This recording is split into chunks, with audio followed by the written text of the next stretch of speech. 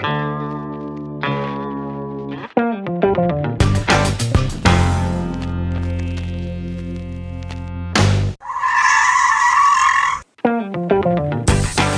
everybody, welcome to episode 46 of the Stop and Give Me 20 podcast, 20 minutes with some of the world's top fitness professionals. I'm your host, Anthony Retta. Make sure you check the show notes out at stop20podcast.com. Before you do that, go to iTunes and subscribe to the show. You can leave us a review and a rating there. For today's episode, I have on Rett Larson.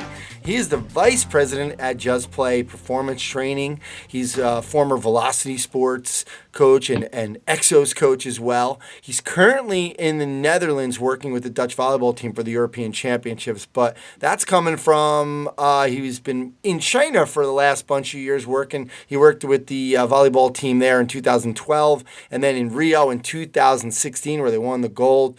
Rett, thanks so much for coming on. My pleasure, Ant. It's always fun. All right, looking forward to some of these stop and give me fives later that I know you're worried about. So, but let's get right into this. What's your story? Well, my friends that know me well know this story because it's one that I love to tell. When I was in middle school, if you don't know me now, I am like 6'2", 182 on a good day. I was almost this tall in middle school, but I weighed about $130. You could see my heartbeat through my ribs. I had 2% body fat, but I have a family full of marathoners, so I could run like the wind. Like everybody threw catch with their dad, I ran 10 miles with my dad as a little kid. Yeah. So I was cleaning up in middle school track, winning every mile event ever. But my coach was the football coach, and he only cared about our terrible sprinting crew. I was winning all the medals for our team and all the blue ribbons, and I got zero recognition. At my 8th grade awards ceremony, when he handed out like my prize for getting the most medals, he called me Brent Larson. It was mortifying, but don't worry. I got that little prize. I was embarrassed, but waiting at the bottom of the stairs was the high school track coach. He was like, Rett, I don't want you to worry about it. We're excited about having you. You're going to blossom under our system. The first thing you need to do, though, is bulk up. You're embarrassingly skinny. And that was music to my ears because as a super skinny kid going through puberty, all you want is to be bigger. Yeah. And he said, Rett, I'm going to hand you the keys to the high school weight room. You use it every day. Whenever you get a spare second, I want you to go in and lift weights. And there was no program. And it was pretty much just like a blown up weight room you might see at the Hilton. It just had like a couple machines in it and a bench. And I was there every single day, just going from machine to machine, doing whatever I could. I invested all of my extra money in Joe Weider weight gainer formula.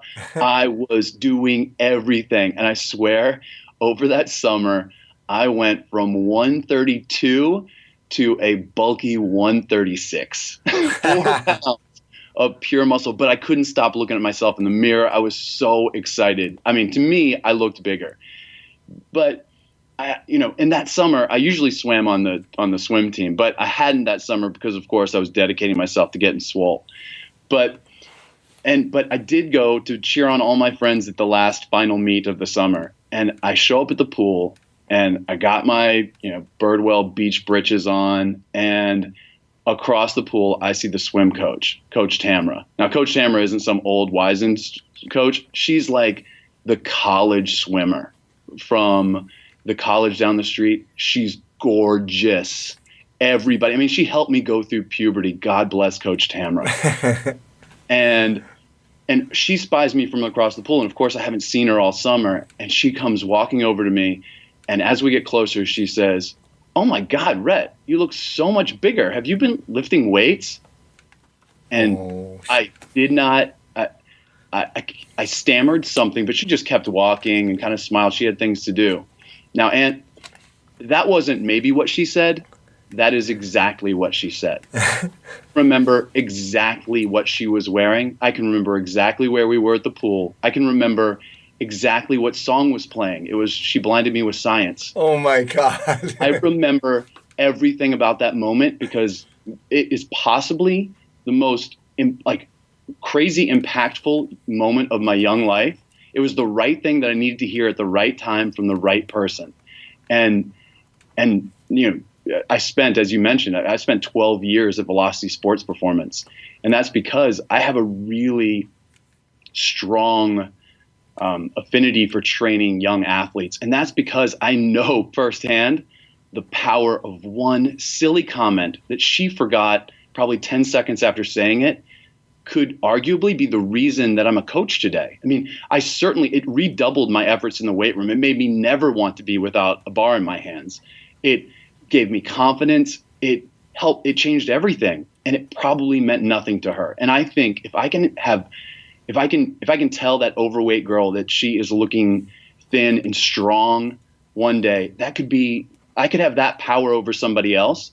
Like, to me, that is the only reason to get into this business. Nice. 2 questions. So no program, but like, what did you just say? You just like looked on the machine, the instructions on the machine, and you just basically said, I'm just going to take turns on these 2 machines right now, or what did you do? Oh, yeah. I'm sure I was picking up Muscle and Fitness and just doing whatever they were saying to do. But other than that, just going to failure at every little station that I could, working around this rusty universal machine. Well, did anyone else notice besides Coach Tammer, like, were people saying, hey, yeah, you got a couple pounds in there, bud? Yeah. Well, I think, when I'm doing something, I'm not somebody, I like to talk about it. Like, I like to tell stories, and I've always been this way. So I'm pretty sure that summer I was kind of telling everyone that I was lifting weights, which I think socially made people obligated to say that they thought I was a bit stronger. But I definitely remember that summer feeling like the summer of that kind of changed my life. Yeah, that's awesome. What about, like, growing up? Who's that superhero for you? Who kind of influenced you to become the person who you are? Yeah, and as I think about this, I have never associated my childhood with one superhero. I don't know if you're like this, Ant, but I have always felt like I am wired just a little bit differently than everybody else. That I don't fit well into anyone else's shoes. I mean, shit, I'm freaking 44 years old. I'm unmarried. I'm living in the Netherlands. I lived in China for 5 years. Like that feeling that that nobody else's life would fit me perfectly has been with me for a while. I have a tough time.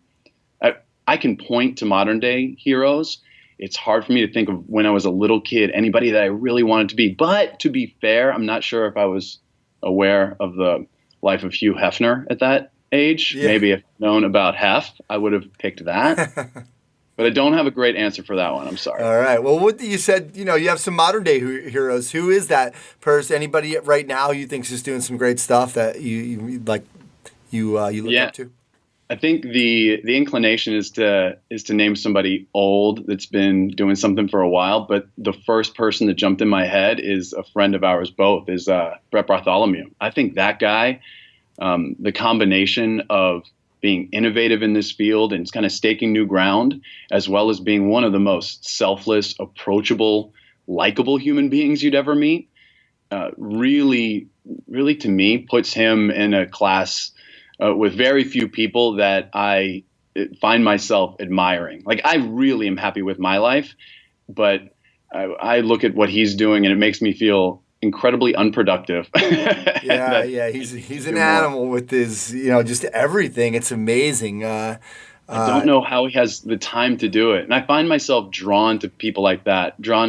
David Joyce is another guy that is able to do so much at such a high level. I'm not sure if they've found the way to stop time or not. And so I like guys like that. I also like guys that seem to be really well balanced. Like I'm not sure I agree, but I like guys like Tim Ferriss that are able to spend substantial amounts of time on pursuing pleasure and not just working all the time. And I know this might be unpopular to say, but as I love strength coaching, I love my job, but I also love the time when I'm not doing my job. And I really like meeting people that have struck an incredible balance between having adventures and doing incredible work that gives back.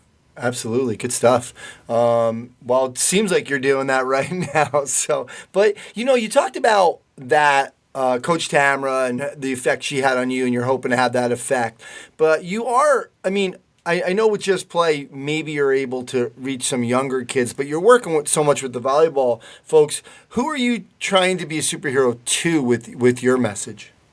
Yeah, I am actually, and this may be something might surprise people, but I do this. I've been working with these Olympic teams really as a way to build street cred, to give me more of a platform and more of a voice to change the way that younger athletes are trained, and especially the Chinese younger athletes. China is, the Chinese fitness industry is blowing up, so it's a good time to be able to. People are more open now to new kinds of fitness training, and there's a lot of people over there that are being affected by poor performance training at, of course, the provincial teams, the youth sports school level. If there was a way to show that we can do it better, that is something. Those are the athletes that I would like to be a hero to, and coaching the women's volleyball team, which is China's most popular team. Coaching them is a really nice platform to get my voice heard by a lot more people than used to want to hear me speak. Yeah, well, what's interesting, let's segue that into the industry, and I want to talk about, the differences with the different countries, but it's interesting because we were talking, and you were on Strength Coach Podcast episode 195 for anybody that wants to listen. It was a really great episode talking about some of these things, and because it is different with team sports, as like you were saying, China hadn't won really. We always think like China won so many gold medals, but what you brought up was they hadn't won a team medal in, I don't know, 30 years or something, right at the time, or right. 20 years or something. So it is a different mentality training the kids, and it's going to have to be different if you're training kids who are on teams, as opposed to just this one on, these kids who only do one thing, right? Yeah, it's very different, and and they succeed, and especially they succeed in the individual sports that they feel like they were anatomically well positioned to do well in. So all these, gymnastics and weightlifting, these are, these lend themselves to the Asian body. Now, the work that some coaches are doing now with, sprints and with Lina, with their jumpers, when now they're starting to get some success in individual sports for which the Chinese body is not, what we would think would not be naturally lend itself. So that's a really interesting thing going on right now in China. Well, with that being said, do you feel like, this is how I do. I have to gain success. Yeah, obviously you have plenty of success. You just won a gold medal. So you gain success to kind of have people understand, like, look, I know what I'm doing, so now you can start to listen to me. Is that how you feel like you can help change what's going on over there? Yeah, and every coach that's been over in China knows that the most successful method for getting your way across is to very slowly pepper it into what might be an abysmally bad strength program. Is that you start with a very small percentage of your stuff, and as the athletes start feeling stronger and they start showing results, you get more of your stuff in. That if you come in full bore with a bunch of Western training methods, you're just going to get kicked out of the system and they're not going to buy in.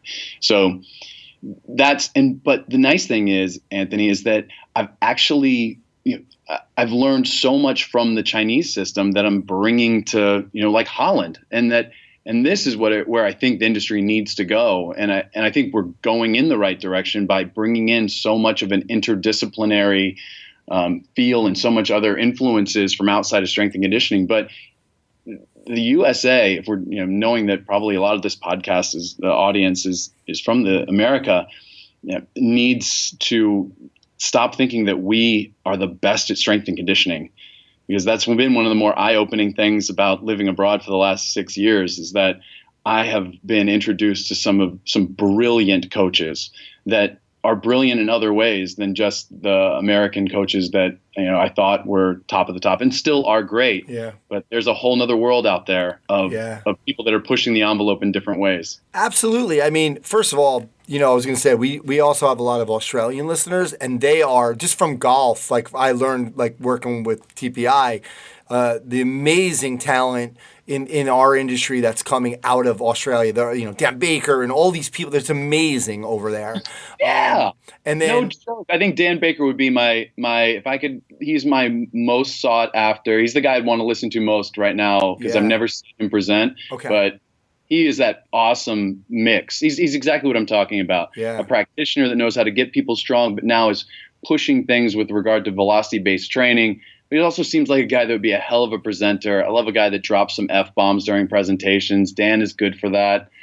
It's just he's funny. A good storyteller. He's funny, yeah. Because when we did our podcast together, he had his video on. He's just sitting on his couch and his pajamas or t-shirt. I forget what it was.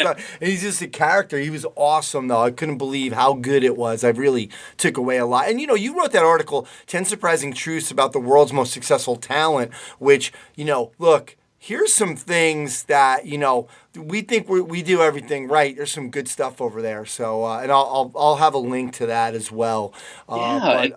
And I feel like that. Yeah, sorry, Ann, but I feel like that's just scratching the surface of the direction. And this is the great state of affairs in the industry, is that we're bringing in so much stuff from these behavior psychologists, these grit and the stuff that like Winkleman's doing with coaching cues and Bartholomew, and then things with growth mindset and deliberate practice, conscious coaching. All this stuff is so valuable, and it's so nice that we're expanding our scope a bit to bring in experts from other fields.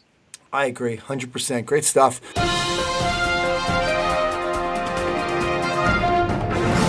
All right, now it's time for the Stop and Give Me 5 segment. 5 rapid-fire questions and answers. You ready for this? A thin layer of sweat just broke out on both palms.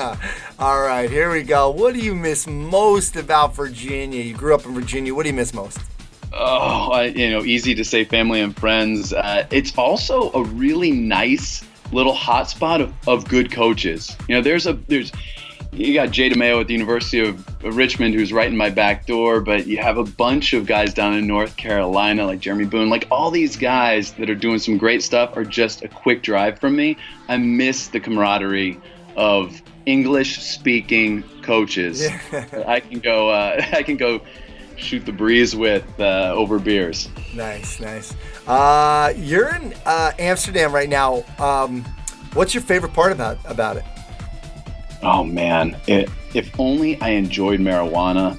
That would be the easy, right? That would be the go-to. But I have to admit, I have not partaken in that. The great thing about Amsterdam, aside from just how beautiful it is that the athletes here are extremely intelligent. They have high training ages. They've come. Holland is a teeny country. Look how many Dutch sports people are showing up on podcasts these days, between Franz Bosch and Henk Kranhoff and some of the Bas Van Horn. It's a small country. They have so many brilliant people. So my athletes, when I give them a novel exercise, I got to explain why, which keeps my game so tight, Anthony, compared to the Chinese athletes that if I said, hey, we're going to lose weight by not drinking any fluids for 4 days, they would just do it and one would die. And it would be cool. but I do love I love that about my athletes here, is that they are always asking why. Very cool. Give us something about China that we would be surprised about. Oh, the food sucks. Do not engage me in casual conversation and say, oh, but I love Chinese food. You love Western Chinese food. Actual Chinese food is horrendous. And I know I just pissed off 1.4 billion people by saying that. I'm willing to take those punches, Anthony. I stand by what I say. Chinese food's horrible. Don't worry. We only have 1.3 billion listeners, so a lot of them are Americans, so don't worry about it. Okay, good. So many great moments as a coach. You've had unbelievable career. When I say gold medal, Rio Olympics, what's really the first thing that you remember that comes to your mind of greatest moment? What, during the gold medal match, you think? The whole time in Rio. All right, my brain just went to the gold medal match, and one of the best moments was when we were up in that final match. I got a text message during a timeout. Was the only time I would look down at my phone because I wanted to distract myself. I got a text message from one of my best friends, and he said, "Rhett, right now, appreciate where you are. Appreciate everything that's going on. Appreciate all the choices you've made." And I took this incredible mental step back and got this crazy grin on my face, and I will remember that moment and that text message for a long time. But, wow. I also am trying to be very Buddhist about this and knowing that, this too shall pass. So enjoy those times, but know that for all the good times, that there are the downswings, and I'm trying to mentally prepare for those as well. There you go. Lunch with anyone from the past. I know this is a tough one. Who is it? Yeah, this is the one. This is the one I'm dreading. I have to mention this because it's so top of mind. I just finished reading that book, The Undoing Project, by the Moneyball guy, Michael Lewis. He wrote it about the collaboration between Daniel Kahneman, who wrote Thinking Fast and Slow, and then this guy named Amos Tversky. So Amos Tversky is this Israeli cognitive psychologist who everyone that he ever met says is the most interesting human being ever. They actually have what's called the world's shortest intelligence test, which is called the Tversky test. And that just simply says the faster that you realize after meeting Tversky that Tversky is smarter than you, the smarter you are. Nice. And apparently that guy could walk into any meeting about anything in any field and analyze the problems with it in a second. And because I just finished this stupid book, I can't get this guy out of my head. There's so many great stories about him, but I would love to sit down and talk to him about the fitness industry and see what is arguably one of the greatest minds in the last 100 years would have to say about where we're going. Very cool. Very cool. Got to get that book. Cool. What's a project, if you're working on anything or something that's getting you really excited? Like I said, China is where a lot of my brain is all the time. And, like I said, the industry there, the fitness industry is blowing up. And, I think even though Shanghai has 3 times as many people as New York City, I think there's only like 5 CrossFits there. That shows you how small the fitness industry is there. And I am really excited about JuzPlay and the way that we're creating a fitness methodology and programming that honestly goes after play and variety and stickiness as a primary objective. Getting people to come back being the objective more than almost anything else, doing everything we can with what we know about change psychology to create an environment where people just don't ever want to miss a day. And that's been something that when I read these books, I'm thinking, with half of my brain towards how to create the most playful but beneficial environment for people in China that, can hopefully revolutionize the way that fitness is done there for general population as well as young and athletes. Love it. Love it. Let's finish up. What's a letter to your younger self? What are you going to tell young Rhett? Young Brent. Oh, shit. Oh, you knew how to just turn the knife right at the end, and I love it. All right, so that it would be 2 huge letters or 2 huge words. Just live abroad. I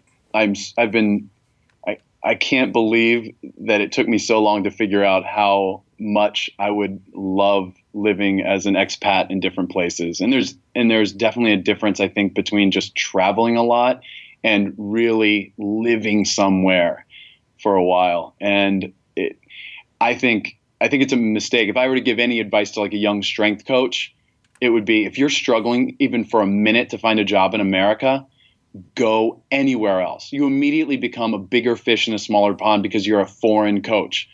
You immediately probably get paid more because you're a foreign coach.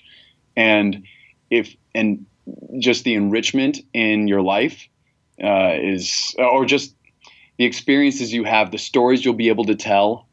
I think it's an experience that I wish I'd known I would enjoy this much earlier in my life. Very cool.